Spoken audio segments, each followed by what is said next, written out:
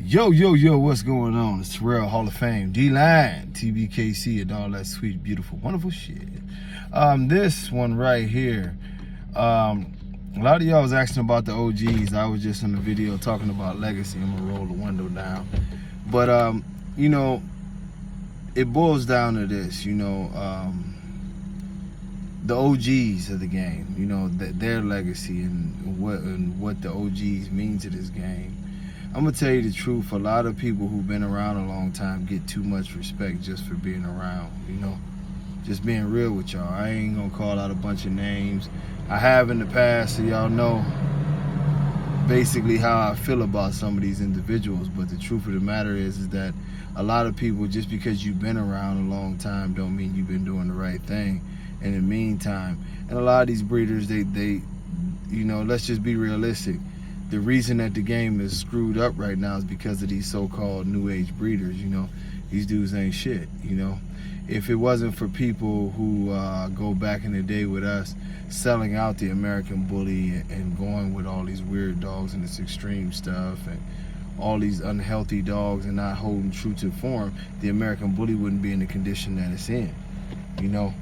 Because the old heads, as y'all call us, have always been in the control of the game anyway. Like, no new guys came along and just changed the game. What happened is new guys tried bullshit and the old heads went along with it because they saw money was involved.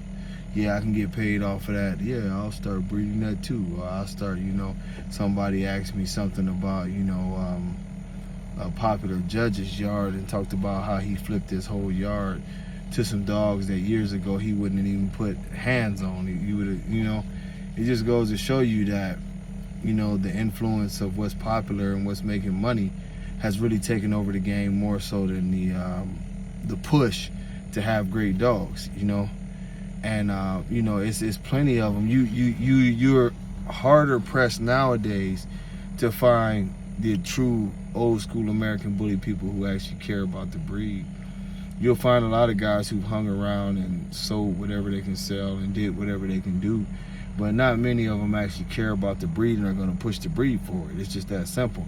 So when they, you know, when you get on the phone and somebody, oh, I've been breeding 15 years and this, that, and the other, you better make sure first and foremost that you ask all the questions.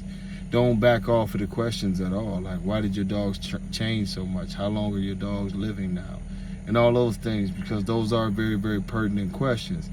And to a real breeder, you know, it's going to mean something, and they don't have a problem, you know, explaining everything, standing by everything that they do. But when you get to talking about some of the, you know, these you know, two-faced type breeders, you know, they're gonna have a million, you know, they're gonna have a million different ways to talk about it, you know.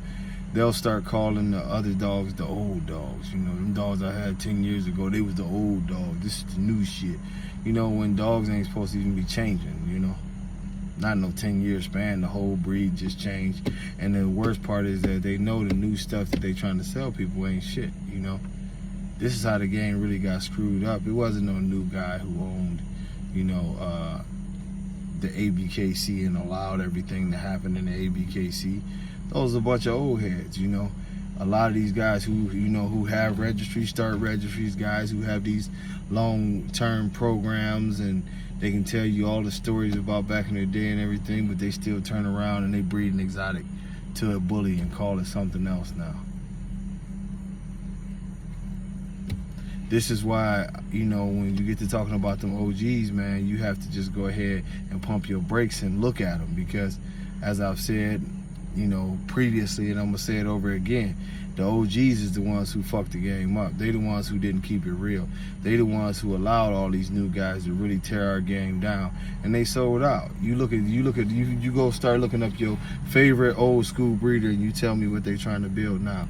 They trying to build dogs with 30-inch necks, 3 inches from the ground, dog tipping over. Big ass, you know, extreme bone, extreme wide. I can't breathe, I can't do anything, but I'm extreme. That's what they trying to tell you, you know. And they go based off of their reputation to tell you that the dog is gonna be nice, you know. Before you know it, you spend 15, 20 grand, and your puppy come back home looking like Snoopy after a couple of years, and you realize that it was just a game. You know, it was just a game and you the one that got played. But at no point in time, I'm sorry, y'all, I just don't respect most of these old school breeders. Most of them. It's my few that I know is still solid, but most of them, oh man, they pathetic, you know. They changed the whole hookup and they never cared, you know. Damn near ran the breed all the way out of business for real, you know, because they just did whatever they wanted to do. And I guess, you know, when you at the top and ain't nobody there to stop you, I guess that's what you do. But, you know,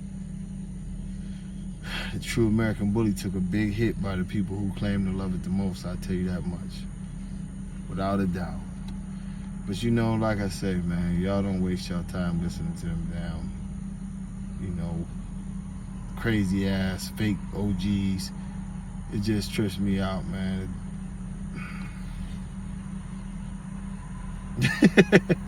It trips me out, man. Crazy ass fake OGs that, you know, for the longest time they've always said that they were you know, oh, I'm here for the breed, I'm here for the breed.